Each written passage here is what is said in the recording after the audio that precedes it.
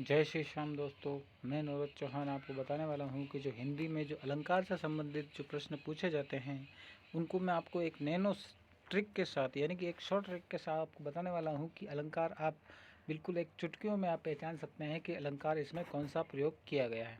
तो पहले हम जानते हैं कि अलंकार का अर्थ क्या होता है। तो अलंकार का अर्थ होता है कि अलम धन कार से ये बना शब्द है जिसमें अलम का अर्थ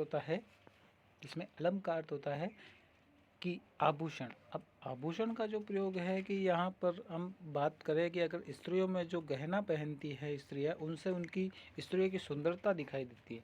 यानी कि यहाँ पर भी जो प्रयोग होगा, वहाँ पर हिंदी में जो अलंकार प्रयोग होता है आभूषण जो का जो प्रयोग होगा वो होगा कि काव्य की शोभा बनाने वाले तत्वों को अलंकार कहते हैं। यानी कि जो हमारा काव्य होते हैं, काव्य के जो अंश होते हैं, उनमें किस प्रकार से वो जो काव्य है वो किस प्रकार से सुंदर दिखाई देंगे और वो कौन कौन से शब्द हैं जिनसे इन काव्य की सुंदरता बढ़ी है, तो उन्हें हम अलंकार कहते हैं। और अलंकार आपको पता है, अलंकार दो प्रकार के होते हैं, अर्थालंकार और शब्दालंकार। अब अर्थालंकार और शब्दालंकार में जो मेन जो इम्पोर्टेंट जो अलंकार है मैं आपको बताने वाला हूँ कि उन्हें आप कैसे पहचान सकते हैं कि इसमें उपमा अलंकार है, श्लेष अलंकार है या अनुप्रास अलंकार है। तो मैं आपको बताने वाला हूँ। पहला हम अलंकार लेते हैं कि उपमा अलंकार। अब पहला उपमा अलंकार आप किस प्रकार से पहचानोगे कि जब किसी पंक्ति में योजक चिन्ह आए, ठीक है, योजक चिन्ह आए और बाद में शब्द योजक चिन्ह के जस्ट बाद सा, सी, से या सरिस आए, तो उसमें उपमा अलंकार होता है। अब कैसे, ये मैं आपको बता दूँ। जैसे ये एक काव्य दिया गया है कि मुख चंद्रमा सा सुंदर है, कर कमल सा कोमल है। मुख चंद्रमा सा सुंदर है और कर कमल सा कोमल है। तो इसमें आपसे इसमें से अगर प्रश्न पूछे कि इसमें कौन सा अलंकार का प्रयोग हुआ है, तो आप पहले यहाँ पे देखिए, ये आपको योजक चिन्ह दिखाई दे रहा है और इसके जस्ट बाद आपको सा दिखाई दे रहा है।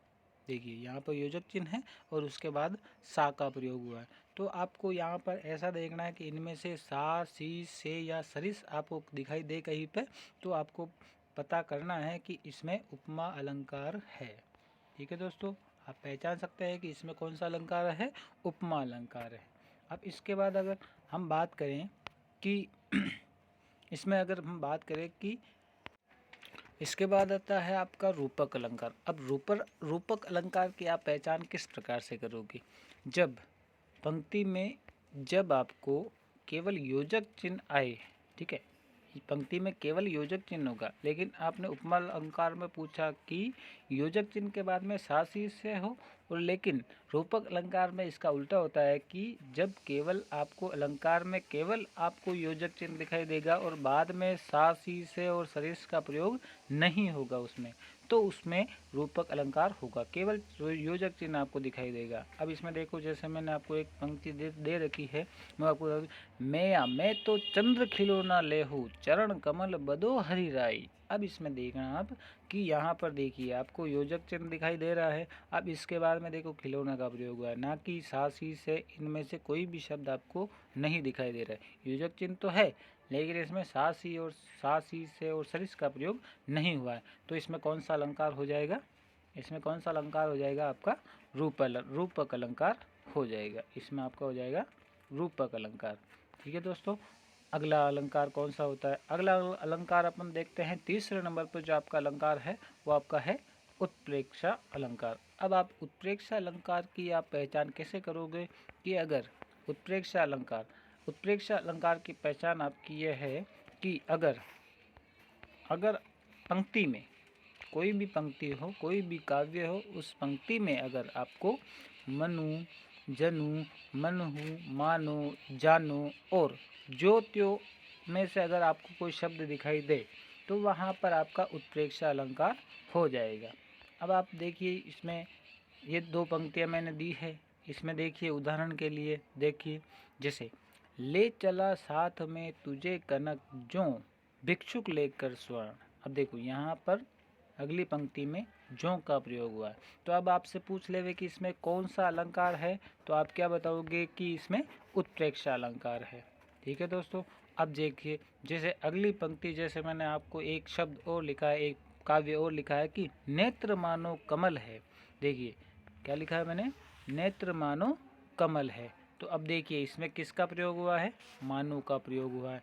कौन सा अलंकार है, उत्प्रेक्षा अलंकार है। पहचान सकते हैं आप, बिल्कुल शॉर्ट ट्रिक के साथ आपको बता रहा हूँ।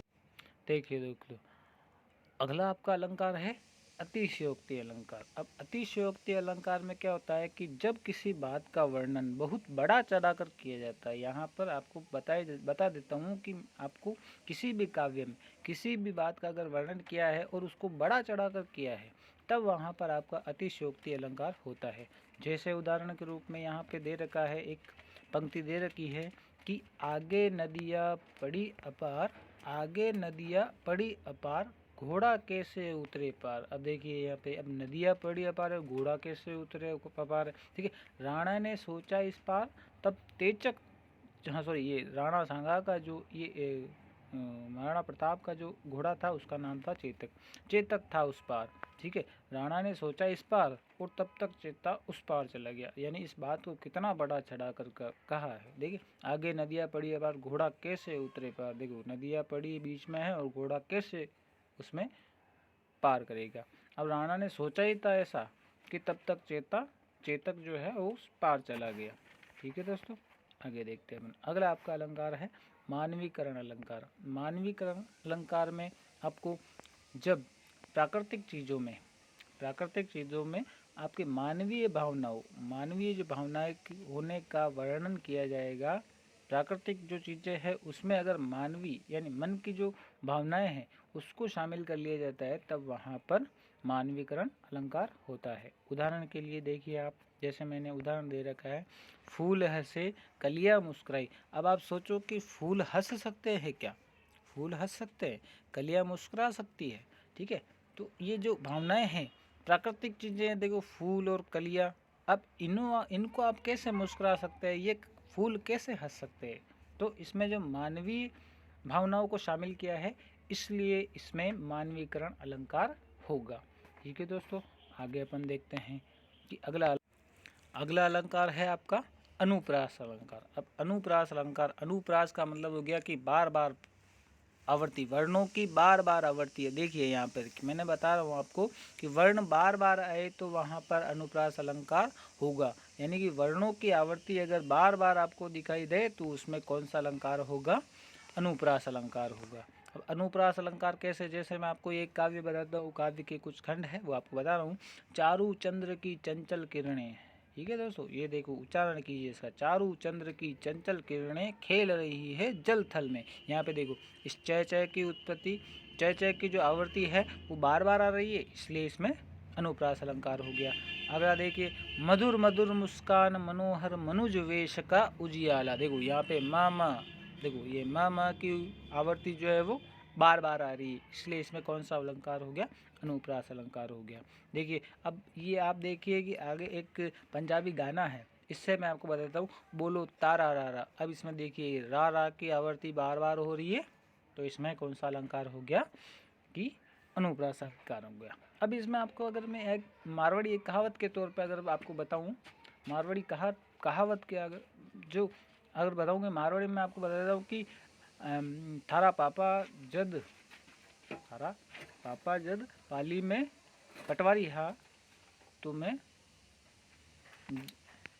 ठीक है, पाली में पटवारी, यानी पापा की आवृत्ति बार बार आ रही है, इसलिए अनुप्रास अलंकार हो गया। ठीक है दोस्तों, आगे अपन देखते हैं। मैं आपको बताने वाला हूँ कि अगला आपका अलंकार होगा यमक अलंकार। अब यमक अलंकार किस प्रकार होगा, देखिए अपन। यमक अलंकार में जब एक ही शब्द एक से अधिक बार आए और अर्थ अनेक हो, ठीक है, यानी एक शब्द एक से अधिक बार यानी एक से ज़्यादा बार आए और उसका जो अर्थ है वो अनेक यानी अर्थ जो है वो अलग अलग हो, तो उसमें यमक अलंकार होगा। जैसे एक ही शब्द है वो अगर बार बार आएगा और उसका अर्थ अलग अलग निकलेंगे। जैसे ये देखो यहाँ पर कनक कनक कनक कनक कनक ते 100 गुनी मादकता अधिकाय, या खाए बोरात या पा बोराए। ठीक है, तो यहाँ पर देखिए कनक कनक दोनों शब्द एक ही जैसे, लेकिन एक कनक का अर्थ धतुरा है और एक कनक का अर्थ सोना है। एक कनक का अर्थ आपका हो गया धतूरा, और एक जो कनक है उसका अर्थ हो रहा आपके सोना। ठीक है दोस्तों, तो यहाँ पर दोनों शब्द एक है लेकिन अर्थ इनके अलग अलग है। ठीक है दोस्तों, अगला अपन मैं आपको बता, अगला आपका अंतिम अलंकार है, जहाँ से ये मैंने कुछ अलंकार बताए हैं जिनसे हिंदी से अलंकार से संबंधित कुछ महत्वपूर्ण प्रश्न पूछे जाते हैं, वो इन्हीं अलंकारों में से पूछे जाते हैं। तो अगला जो आपका अलंकार है वो है श्लेष अलंकार, यानी कि इसमें श्लेष अलंकार में क्या होता है, इसको भ्रांतिमान अलंकार भी कहा जाता है। ठीक है दोस्तों, तो इसमें देखिए आप, मैं आपको बता देता हूँ कि यहाँ पर देखिए इस अलंकार में क्या होता है कि एक शब्द के अनेक अर्थ होते हैं, यानी कि शब्द तो एक होता है लेकिन उसके अर्थ अनेक निकलते हैं। ठीक है दोस्तों, जैसे देखिए रही मन पानी राखिए, बिन पानी सब सून, पानी गए न ऊब रे, मोती मानस चून। अब इसमें देखिए ये रहीम, इसमें देखिए यहाँ पर ये जो पानी शब्द 2 बार प्रयोग हुआ है। ठीक है दोस्तों, पानी शब्द, लेकिन इनके जो भाव है वो अलग अलग दिखाई दे रहे हैं। ठीक है दोस्तों, देखिए यहाँ पर देखिए पहले जो पानी का अर्थ था, पहला जो पानी का अर्थ था उसमें मनुष्य के संदर्भ में है, यानी कि मनुष्य जब इसका मतलब विनम्रता से, यानी कि पहला जो पानी है उसका अर्थ आ रहा है कि विनम्रता, है ना, यानी कि मनुष्य में क्या होनी चाहिए, विनम्रता होनी। देखो रहीमन पानी रागी, यानी कि मनुष्य के महीने, रहीम जी कह, जो कबीरदास जी कह रहे हैं, सॉरी हाँ रहीम जी कह रहे हैं कि मनुष्य को विनम्रता रखनी चाहिए। ठीक है, बिना विनम्रता के सब सूना है। ठीक है, और पानी का यहाँ पर दूसरा अर्थ बता रहा है कि आभा, यानी कि तेज चमक से है, जिसके बिना मोती का कोई मूल्य नहीं है। यानी कि यहाँ पर जो दूसरा पानी बताया गया है उसमें पानी गए न उबरे, मोती मानस चून, यानी कि अगर मनुष्य में अगर चमक नहीं होगी या आभा तेज चमक नहीं होगी तो उसका कोई भी मूल्य नहीं है। जिस प्रकार मोती में अगर कोई चमक नहीं होगी, ठीक है, तो उसका जो मूल्य बिल्कुल ज़ीरो के समान है। ठीक है दोस्तों, अलंकारों में इस शॉर्ट ट्रिक में मैंने आपको बताने की प्रयास किया है, और अगर आपको ये वीडियो पसंद आए तो इस वीडियो को सब्सक्राइब और लाइक ज़रूर करें। धन्यवाद।